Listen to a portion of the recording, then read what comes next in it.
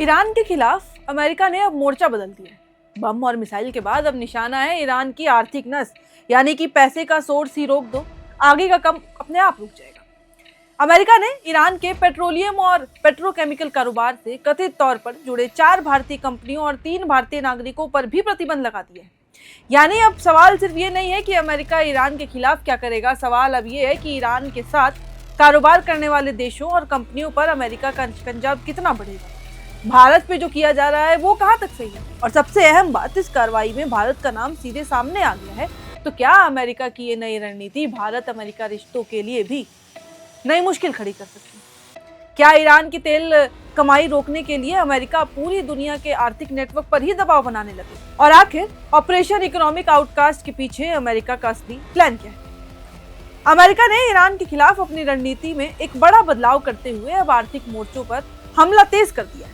यानी कि पहले इंफ्रास्ट्रक्चर हर चीज पे किया जा रहा था, पैसों में कमी आ रही थी, लेकिन अब डायरेक्ट शुरू कर दिया है। अमेरिकी सरकार ने ईरान के पेट्रोलियम और पेट्रोकेमिकल कारोबार से कथित तौर पर जुड़े 4 भारतीय कंपनियों और 3 भारतीय नागरिकों पर भी प्रतिबंध लगाए।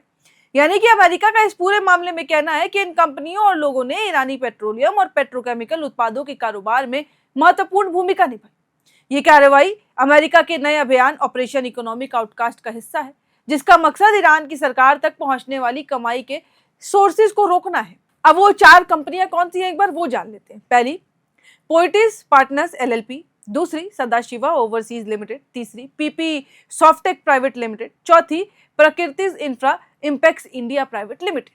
ये 4 कंपनियां हैं जिसपे इस वक्त प्रतिबंध लगाए गए। इनके अलावा 3 भारतीय नागरिकों को भी प्रतिबंधित कर दिया गया है। इनमें हरीश रामचंद्र रंगी और इसके अलावा इंद्र सिमिया अशरफ मिया शेख, जो कि पोइटिस पार्टनर्स के नामित पार्टनर बताए गए, और पीपी सॉफ्टेक के निदेशक प्रशांत गर्ग शामिल है। अब अमेरिकी विदेश मंत्रालय के मुताबिक पोइटिस पार्टनर्स के एक कस्टम्स ब्रोकर कंपनी है। अब अमेरिका का आरोप है कि इस कंपनी ने ईरान से पेट्रोकेमिकल उत्पादों की खेप भारत लाने की मदद की है। वहीं इसके अलावा सदाशिवा ओवरसीज कंपनी, जो दूसरी कंपनी है, पर फरवरी 2024 से जून 2025 के बीच में करीब 6.9 करोड़ डॉलर यानी कि लगभग 570 करोड़ रुपए से ज्यादा कीमत के ईरानी मूल के पेट्रोलियम उत्पाद आयात करने का आरोप लगाया गया है। इसी तरह पीपी सॉफ्टेक पर जनवरी 2024 से जून 2025 के बीच करीब 2.5 यानी कि 2.5 करोड़ डॉलर के ईरानी पेट्रोलियम उत्पाद आयात करने का आरोप लगाया। कंपनी के निदेशक प्रशांत गर्ग को भी इसी मामले में प्रतिबंधित किया गया है। जो चौथी प्रकृतिज इंफ्रा इंपेक्स पर मई 2023 से फरवरी 2026 के बीच में करीब 2.5 करोड़ डॉलर के ईरानी पेट्रोलियम उत्पाद आयात करने का आरोप लगाया गया। अब अमेरिकी अधिकारियों का ये कहना है कि इन कंपनियों ने ऐसी संस्थाओं से कारोबार किया, ऐसे कंपनियों से डील किया है जिन्हें अमेरिका पहले से ही ब्लैकलिस्ट कर चुका है। ये कार्रवाई सिर्फ भारत तक सीमित नहीं है। हालांकि देखा जाए तो अमेरिका ने इसी अभियान के तहत 60 से ज्यादा लोगों, कंपनियों और जहाजों को भी प्रतिबंधों की सूची में शामिल कर दिया है। इसमें कौन कौन है? तो तुर्की, हांगकांग और ईरान की कई कंपनियां जो हैं वो निशाने पे हैं। अमेरिका का ये आरोप है इन सभी मामलों में कि ईरान अपने तेल और पेट्रोकेमिकल कारोबार को आगे बढ़ाने के लिए शेल कंपनियों, तीसरे देशों के बिचौलियों और यहां तक कि शेडो फ्लीट का इस्तेमाल कर रहा है ताकि वो ऐसे इंपोर्ट और एक्सपोर्ट कर सके। हांगकांग की क्लेवर शिपिंग लिमिटेड पर भी एक ऐसा ही बारबाडोस फ्लैग वाले कच्चे तेल के टैंकर पे प्रतिबंध लगाया गया और कहना है कि उनकी भूमिका को लेकर भी कार्रवाई की गई है। अमेरिका का सीधा आरोप है कि ईरान को तेल और पेट्रोकेमिकल कारोबार से मिलने वाला पैसा उसकी सरकार की सैन्य और दूसरी गतिविधियों को फंड करता है, जिसकी वजह से अमेरिका को नाराज किए। अब अमेरिकी सरकार जो है, उनका ये कहना है कि इन प्रतिबंधों का मकसद उन लोगों और संस्थाओं की कमाई रोकना है जो कथित तौर पर ईरानी सरकार को आर्थिक रूप से मदद कर रहे हैं, बावजूद इसके जब उनको ब्लैकलिस्ट किया गया। यानी अमेरिका अब ईरान पर सिर्फ सैन्य दबाव नहीं बल्कि उसकी आर्थिक नस पर भी दबाव बनाने की पूरी कोशिश कर रहा है। अब सवाल यहाँ ये उठता है कि अमेरिकी प्रतिबंधों का भारत पर क्या असर पड़ेगा, क्योंकि भारत की भी 4 कंपनियां तो इसमें शामिल है। अब भारत ने पिछले कुछ सालों में ईरान के साथ अपने आर्थिक संबंधों को काफी सीमित किया है, लेकिन चाबहार पोर्ट भारत के लिए रणनीतिक रूप से बहुत ज्यादा इंपॉर्टेंट है। इसके जरिए भारत अफगानिस्तान और मध्य एशिया तक पहुंच बनाने की पूरी कोशिश करता है। यहीं से टैंकर जो है वो आवाजाही करते हैं। इसके अलावा चावल, चाय, मेडिसिन और दूसरे सामानों का व्यापार भी दोनों देशों के बीच अभी भी जारी है। अगर ईरान से जुड़े कारोबार पर अमेरिकी दबाव और बढ़ता है तो फिर भुगतान, बैंकिंग, बीमा और फिर शिपिंग से जुड़ी जो पेशे हैं उसमें भी नजर आएगा, उसमें भी परेशानियां लगातार बढ़ेंगी। खासकर दुबई जैसे प्रमुख व्यापारिक और वित्तीय केंद्रों के जरिए होने वाले लेन देन पर भी इसका असर पड़ने की पूरी आशंका है। खास करके अमेरिका भारत रिश्तों पर इसका असर जो है वो साफ नजर आएगा। भारत और अमेरिका के रिश्ते पहले ही कई मुद्दों को लेकर दबाव में हैं। टैरिफ, रूस से भारत के रिश्ते और फिर ट्रंप प्रशासन की लेन देन वाली विदेश नीति को लेकर दोनों देशों के बीच कई बार मतभेद सामने आ चुके हैं। ऐसे में भारतीय कंपनियों के खिलाफ ईरान से जुड़े अमेरिकी प्रतिबंध एक नया सेंसिटिव मुद्दा बन सकते हैं। एक्सपर्ट्स का भी ये मानना है कि अगर अमेरिका ईरान के साथ कारोबार करने वाली भारतीय संस्थाओं पर और ज्यादा दबाव बढ़ाता है तो फिर इसका असर भारत अमेरिका आर्थिक रिश्तों पर भी पड़ सकता है, वो भी इस समय में जब भारत और अमेरिका के बीच ऐसे बिजनेसेस को लेकर डील चल रही हो। अब इस वक्त ये बातें ही सामने आ रही हैं। अमेरिका ईरान के खिलाफ अब क्या करेगा, ये सबसे बड़ा सवाल है। तो ऐसे में अमेरिका ने इस हफ्ते की शुरुआत में उन देशों को भी चेतावनी दी थी जो ईरान के साथ कारोबार जारी रखते हैं।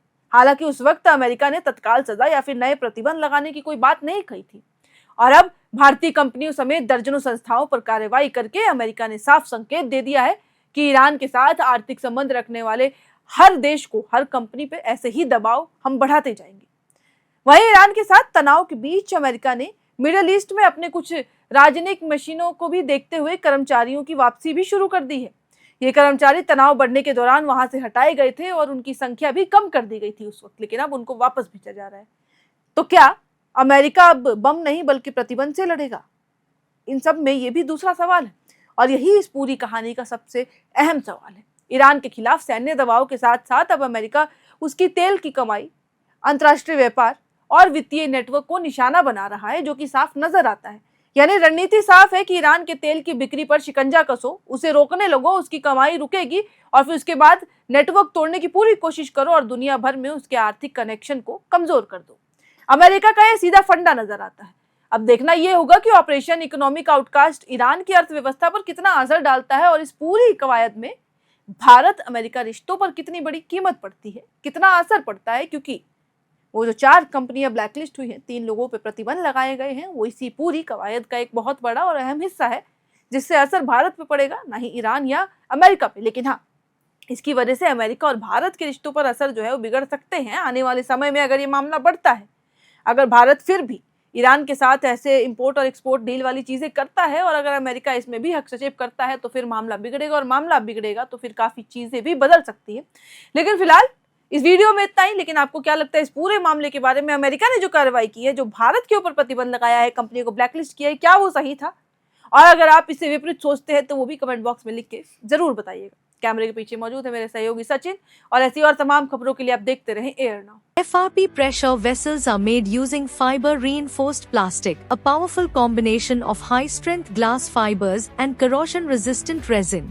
At Duraplast, we manufacture these vessels using advanced filament winding technology. Layer by layer, resin coated glass fibers are precisely wound over a rotating mold, creating a structure that is lightweight, high strength, and built to handle pressure. The result? Superior corrosion resistance, longer lifespan, lower maintenance costs for industries that demand performance without compromise. For customized FRP pressure vessel solutions,